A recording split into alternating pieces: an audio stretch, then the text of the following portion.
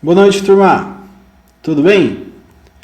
Turma, hoje nós vamos estudar o circuito RLC e iremos analisar esse circuito aí não em parâmetros de onda, mas sim em valores RMS, valores eficazes, que é o que nós já vimos nas aulas anteriores, né? Eu acredito que esteja bem claro aí. Portanto, os objetivos para a aula de hoje é uma análise teórica do que seria o circuito RLC em série, tá? Procedimentos de cálculo teórico para esse tipo de análise, uma simulação desse tipo de circuito no multisim e, por fim, a ratificação ou ainda a confirmação dos dados calculados com os dados simulados no software, tá? Muito bem. Então, falando aí, né, sobre a montagem do circuito, nós temos que os elementos a serem utilizados no multisim é uma fonte alternada, um resistor, um capacitor, um indutor e a referência terra, tá? Que não tem como simular nenhum tipo de circuito aí, né, sem que tenhamos aqui essa referência, né? Muito bem. Todos os dados medidos de tensão são referenciados ao terra, tá? Só reforçando.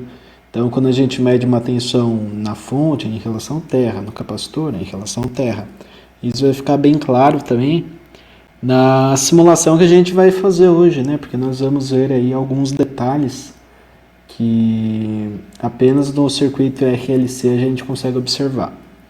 Muito bem, então o circuito a ser montado, esse daqui, ó, 311 volts de pico, 60 Hz de frequência, com ângulo de defasagem 0 graus mesmo. Resistor de 20 ohms, capacitor de 220 microfarads e indutor de 32 mA. Muito bem. Então aqui eu vou falar um pouco da reatância total e da impedância equivalente do circuito. Temos aqui o circuito já pré-definido. E lembrando que a formulinha da reatância indutiva é ômega-L ou 2πfL, que isso daqui é dado em ohms, né, que é o nosso XL, e a reatância capacitiva, que é o inverso, né? Então, se aqui multiplica, aqui eu vou dividir 1 dividido por ômega-C, que é igual a 1 dividido por 2πfC, dado em ohms, reatância capacitiva, ou ainda simplesmente XC. Se eu quiser determinar a resultante, né, porque agora nós temos duas reatâncias, uma que é indutiva e outra que é capacitiva, então eu tenho que determinar a resultante disso aí. Reatância resultante, aí eu somar vetorialmente, tá, o XL com o XC. Como a gente vai fazer uma soma vetorial, nós sabemos que o XC ele é negativo, né, eu já demonstrei para vocês anteriormente, então no fim das contas ficaria XL menos XC. E a impedância equivalente, que é basicamente a raiz quadrada da parte resistiva mais a parte reativa, que nesse caso vai ser a soma vetorial do XL com XC. Quando eu falo vetorial é porque eles têm aí direção, né, bem definida, vertical, porém sentidos opostos, o XL é para cima e o XC é para baixo, tá? Então, o que acontece em termos práticos aí, né, de definição matemática, é que a gente subtrai o XL do XC. Então, analisando aí, né, o circuito, a gente pode já começar a definir qual que vai ser a reatância indutiva. Basta apenas eu substituir no L, lá na minha indutância, 32 mili, né? Então, pego esse L, substituo por 32, 10 a menos 3 e chego aí em 12,06 ohms, tá? E agora começa a aparecer um negócio interessante, né? A reatância capacitiva, que é 1 dividido por ômega-C, portanto, 1 dividido por 2π, F que é 60 Hz, 220 micro, portanto 10 a menos 6, que resulta em 12,06 ohms. Daí alguém pergunta, puxa professor, mas como assim? Deu 12,06 tanto a reatância indutiva quanto a reatância capacitiva. O que fez acontecer isso aí? E eu digo que basicamente a frequência de ressonância, tá? Então a frequência de ressonância é aquela frequência na qual o circuito vai dissipar a máxima potência. E a máxima potência nesse caso surge quando a reatância do circuito, tanto a indutiva quanto a capacitiva, vale 12,06. Ah, mas não vai ter um caso aí que a reatância vale 20, por exemplo? Vai, só que daí, se a reatância indutiva for 20, a capacitiva também vai ter que ser 20, né? No nosso caso aqui, nós temos um resistor que vale 20 ohms, mas as reatâncias, elas apresentam aí valores que são idênticos. E por terem valores idênticos, nós estaremos aí operando na frequência de ressonância, que foi aí definida aí de propósito, né, pelo professor, para que a gente possa então analisar essa característica do circuito. Tá? Então aqui, ó, resolvendo a continha da reatância equivalente, nós temos a reatância indutiva menos a reatância capacitiva, que em termos práticos é isso daqui, né? Fazendo a conta como se fosse um escalar agora, nós temos 12,06 menos 12,06, resultando em 0 ohms. Tá? Agora, qual é a impedância do meu circuito para esse nível de reatância? Basicamente, substituindo a formulinha, raiz quadrada de R quadrado mais x quadrado, né? O R vale 20, 20 quadrado mais 0 quadrado, né, que é resultante aqui reativa. E iremos chegar em 20, né, obviamente. Então esse circuito, mesmo tendo capacitor e indutor, é como se não existisse nada, como se só tivesse esse resistor aqui. Porque a reatância capacitiva cancela com a reatância indutiva. Então o efeito enxergado aqui por essa fonte é um efeito puramente resistivo. Então, as formas de onda de tensão e corrente estão em fase, a impedância é basicamente o valor da resistência, a potência fornecida pela fonte é a potência ativa, entendeu? Então, tem várias questões aí muito interessantes, né? Quando a gente tem um circuito operando em estado de ressonância. Legal. Continuando aí a análise, obviamente, circuito fechado, temos uma corrente por lei de Ohm, a tensão do circuito é impedância vezes corrente. Né? Tensão RMS, valor máximo sobre raiz de 2, então 311 sobre raiz de 2, chegamos aí em quase 220, que é o que a gente coloca aí por padrão, né, da rede elétrica. Então 219,91 volts, corrente RMS, a tensão RMS dividido pela impedância, né, impedância nesse caso 20 ohms, assim como o valor da resistência. Então chegamos em 11 amperes, tá? Qual que é o ângulo desse circuito? O ângulo da corrente menos o ângulo da impedância, que é menos arco tangente de x sobre R. O x calculamos, vale 0, o R vale 20. Fazendo essa continha, defasagem entre corrente e tensão é 0. Por quê? Porque o circuito é puramente resistivo. No circuito puramente resistivo, porque ele está em estado de ressonância, apresenta corrente em fase com a tensão, então tinha que dar 0 mesmo, tá? Então esse dado aqui é coerente, né, com a teoria. E aqui agora analisando, né, se eu tenho uma corrente circulando, eu tenho uma queda de tensão no resistor, uma queda de tensão no capacitor e uma queda de tensão no indutor. Se a gente somar todas essas tensões, temos que chegar na tensão da fonte, tá? Então a queda no indutor é a corrente vezes a reatância indutiva. Então, faço 11, né, que é o valor da nossa corrente, por 12,06. Tá? Isso daqui vai ser dado em volts, chegamos em 132,61 volt.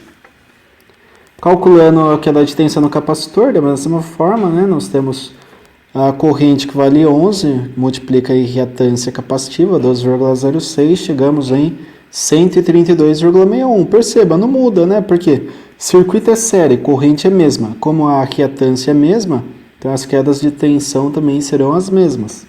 Só que são defasadas em 180. Agora, olha que interessante, queda na parcela resistiva. 11 vezes 20, que é o valor da resistência. Adivinha? Só para bater lá a lei de Kirchhoff, né? Aqui daria 220, mas colocando lá o valor que calculamos anteriormente para a fonte, 219,91, se for considerar aí todas as casas, né, desse número 11 aqui que a gente calculou. Então, a tensão total do circuito efetivamente está no resistor, Mas daí alguém chega e fala, poxa, professor, mas deu aqui um valor para o indutor, para o capacitor, igual, inclusive. Justamente isso, e é isso que a gente vai observar também na simulação, que o que tem para o indutor, ele está em contrafase ao capacitor. Então, se eu tenho mais 132, eu tenho menos 132 aqui, vice-versa, tá? Então, isso daí vai ocorrer de forma cíclica e sempre cancelando. Tensão no indutor com tensão no capacitor. Esse daqui é o princípio também de compensação de fator de potência, tá? Obviamente, compensação do fator de potência ocorre em paralelo, mas é algo que vocês já devem ter ouvido falar no curso e que a empresa, né, a indústria aborda muito isso, né? Até para que ela não tenha que ficar pagando multa à toa. Então, é sempre necessário ter um banco capacitivo aí que vai fazer a compensação de reativo, que está sendo aqui refletindo para nós em mesmo nível de tensão e mesmo nível de reatância, tanto para o capacitor quanto para o indutor.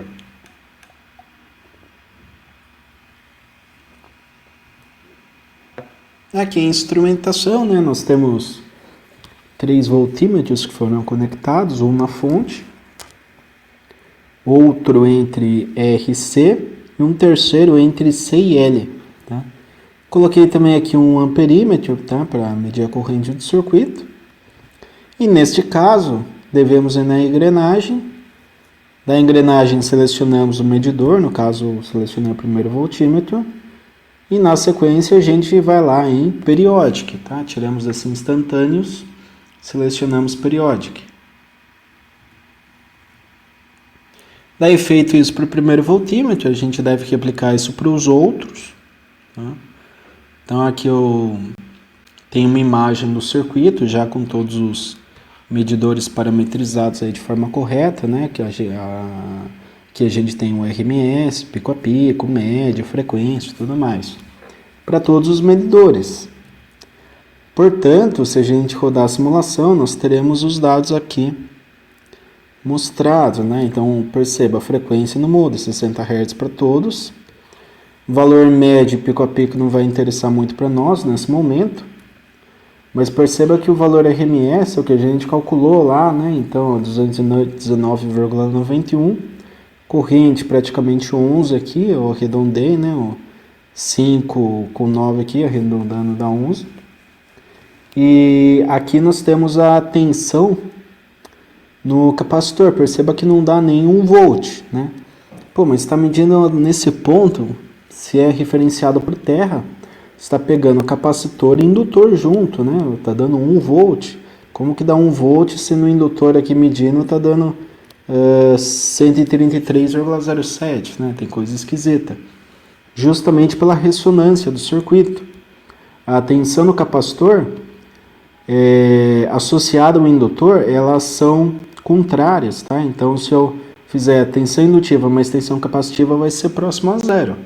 Aqui deu alguma coisa em milivolt porque o sistema aqui ele fez algum arredondamento, tal. Isso aqui é um erro de processamento, tá? Mas um errinho pífio, né? É zero esse valor aqui. Então, de fato, temos aí o circuito em ressonância. A tensão da fonte é basicamente a tensão do resistor. Então, se a gente quisesse definir, qual a potência fornecida para o resistor? É basicamente a potência total do circuito. Tá? Se eu fizer corrente ao quadrado vezes resistência, é a mesma coisa que eu pegar a corrente pela tensão de fornecimento. Toda a potência do circuito vai estar sobre o resistor. Isso daí é o que nós chamamos de condição de ressonância, tá? Muito utilizado aí em diversos circuitos. Beleza, turma? Então a aula de hoje é isso. Agradeço mais uma vez a atenção de todos e peço aí para que quem está devendo aí ainda alguma atividade, entre em contato, né? Ou já mande as fotos direto, falando, professor, não tinha conseguido entregar tal tarefa, aqui vai as fotos referentes à tarefa X, Y, tá? Para que vocês tenham aí menção hoje dia 22, amanhã dia 23, até amanhã ainda eu consigo recebendo essas tarefas, aí eu consigo lançar no sistema para que quem não fez consiga aí alguma menção, né? Obviamente não vai ser a mesma menção de quem fez no prazo, Mas daí não fica sem menção alguma, né? Pelo menos vai ter alguma coisa aí. Certo, turma? É isso aí, estou no Teams para qualquer dúvida. Grato a todos, bons estudos, até!